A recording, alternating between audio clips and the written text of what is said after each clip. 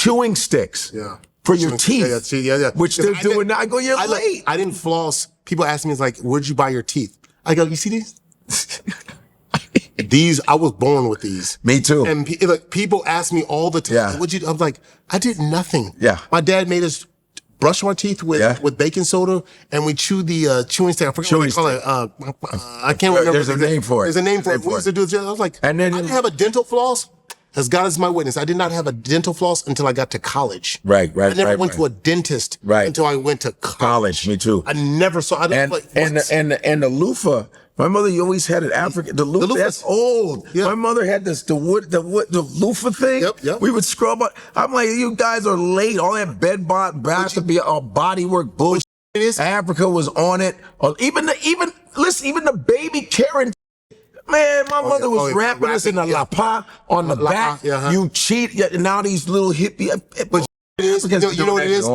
You know what it is? It's like, to me, what I noticed there, and this is, identifying where in Nigeria that there's this massive, massive wealth and resources and all the different things.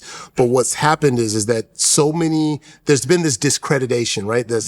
Saying that it's not good until it gets somewhere else and someone else blows it up. And when they blow it up and say, oh, this is the new thing, everyone goes there and goes like, this is not good. So it paralyzes the economy because people won't trust when I say that the coffee beans there is good. And if anybody should trust me, when it comes to coffee, I'm your guy, right? But they won't believe it until Starbucks goes, we're selling our very own fresh Nigerian coffee beans. Then everybody runs to Starbucks and going, yo, this is where it started.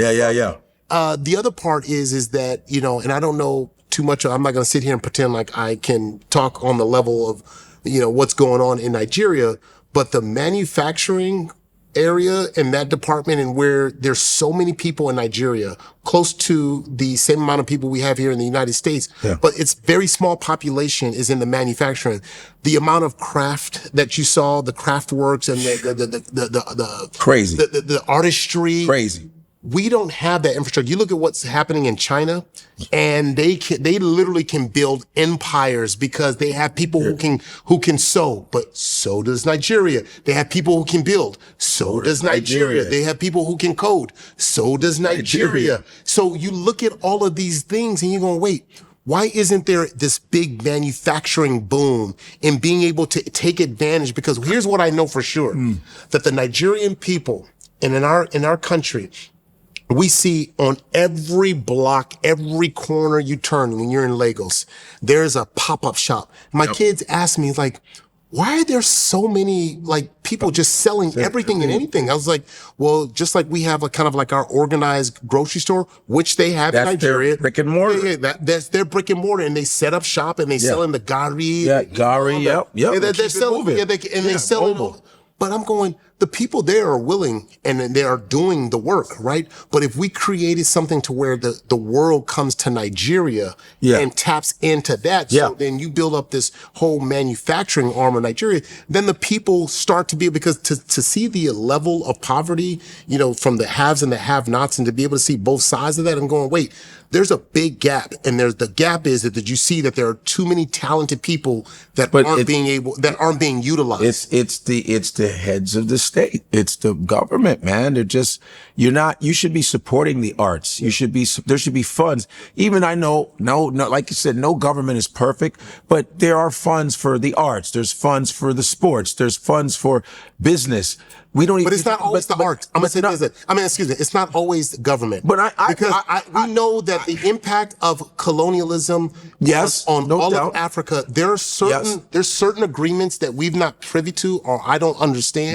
But I know that it's locked certain government officials from being able to do anything. And this is not to say that there aren't corrupt government officials, but there are other areas to where you go like, wait, how are they going to break through? Like the fact that, like, when I was listening to the story about the Nigerian coffee beans, and I'm going, wait, why couldn't you export? Why am I just now for the first time hearing? Because the European, like some of these nations said, you can't do that. Right. You are not allowed, because they tricked Africans into abiding by their rules. Right. I guess there's that, but man, There's multiple sides to it. I really think there's a lot of bums in the government that really block a lot of shit. And they just you good? You good? Yeah. Some got in my eye, but yeah. You sure? Yeah. Yeah, okay.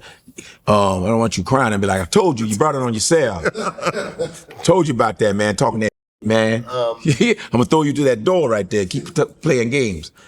Good teacher. See that? You guys see me on there? Well, you do see this one. Oh, what's that? What is that called again? So this is the door of return. The door of return. That's the door of return. That's on the website. This is 154. But I wanted to wear this today. Good. Just because it was, me returning back to Nigeria, That's what's up. And having my kids connect to their roots in a different way. Experiencing, Lagos, Ogun State, Abuja, and 154 is just kind of connecting all of us, all the countries.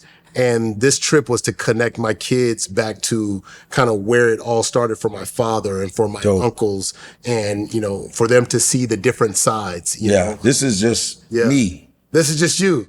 Me, my head. See? That's a big Nigerian. We should put that on the 154. Because this is like me, because everyone asks me, wait, don't you got any merch? This is for me on my godfreylive.com. So I have merch finally coming out, you know what I mean, on my website. And they say, you got to wear your own merch. I'm like, dang.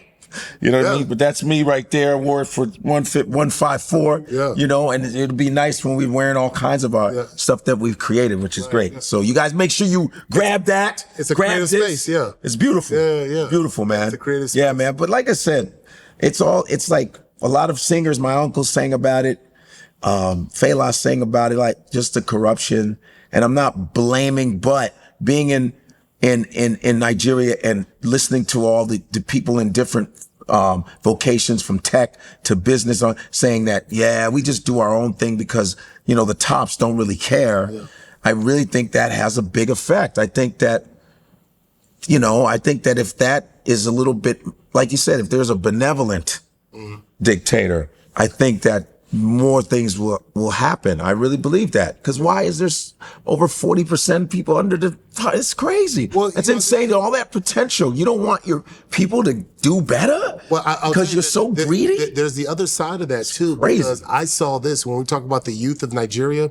It was cool for me to see my oldest son be inspired, and he was asking a lot of questions because he's 24 years old now. So his brain thinks differently than my kids who might have been, my younger kids who are thinking maybe more leisure. And like I say, hey, this isn't vacation as much as it is a cultural experience, a little bit of vacation, but really it's us, reconnecting and going back home. Yeah. But he asked so many great questions. He was so involved, and his brain started thinking about things that he could do. Why can't this? Just asking some of the obvious questions where you go, wait, this should be done. Somebody can do this. I do think there's a breakthrough. This is maybe the optimistic side of me. I think, you hear people say that with age, there's this certain negativity, or you could be, like you could be maybe a little, down on hope. But I do believe that the younger generation, they're going to kind of crack through. They're going to kind of figure out a way to kind of change. And it's big. It's a heavy thing. This is not one generation is going to take. It's going to take a But I think they're figuring it out. To fix what's broken. But I think they're figuring it out on their own way because they're creating stuff on their own. Right. But I'm saying at the top, it can be figured out quickly. You just get these bums out of there, which it's easier said than done. But it's like our administration. Get these bums out of there. You see how your administration does affect you.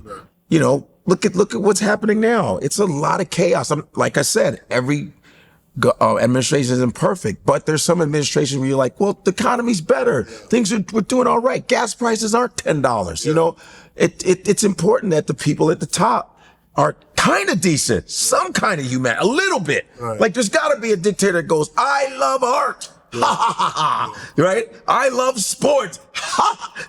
You gotta like something. You can't just go, Screw everything. I want all the money. I don't give a damn what the infrastructure. There's got to be, somebody has to be, it's like mayors of cities. Mayors are always proud of their transportation system. They're always proud of the way the city looks. They go, oh, we got that. We fixed that. Oh yeah, look at that. It could be corrupt, but they'd be like, but look at what we did. We put money into that. I want you guys to come to my city. I want you to enjoy my city. There should be an arrogance where they want the city to look good, not look like a trash bin. Right. You know what I mean? And they don't even have that. That's like ridiculous. And then they're MAGA. What are we doing? Well, no, not everyone. Some of them are MAGA. No, some. I'm saying some are MAGA. Because you and I have had the conversation, and it was interesting being able to talk to my uncle, who's kind of educating me on some of the political system in Nigeria, because I think sometimes you can take one group or a certain loud, and say, oh, this is all of Nigeria, but it is very diverse in their political beliefs. Yeah, There's two main parties there in Nigeria, but no, it is very much a, Democrat. It's a very much, I'm not Democrat as in Democrat. Or oligarchy. It's a democratic government, but when I look at that, I'm like, I thought it was like, oh yeah, because you and I have been having that, but having the conversation with him, I realized, oh no, this is not everybody just this one monolithic belief of, hey, we're Trump folks. There are some who identify with that, but they're definitely maybe not everyone in on Nigeria. a capitalistic level, I can get that. Yeah. But on the dehumanization and what do you mean dehumanization? Dehumanization, like the way he dehumanizes people. That's a country. That place you talking about Trump? Dehumanization. The way he talks down on people, the non-diplomacy, like that. I'm not down with that. And if someone says, I support Trump, what are you supporting him on? As far as making money, as far as business, or just telling people they ain't shit and ruining their lives every day. Right. I don't like that. And that's almost prescribing to what some government officials in Nigeria are like. Just taking all the money and leaving everybody in dirt and in abject poverty. It's bullshit. Yo, it's finally here. Yes. We are dropping our lifestyle merch. 154 is here. It's hot. Come get it. Bam. Ain't no place like home. Ain't no place like home. Ain't no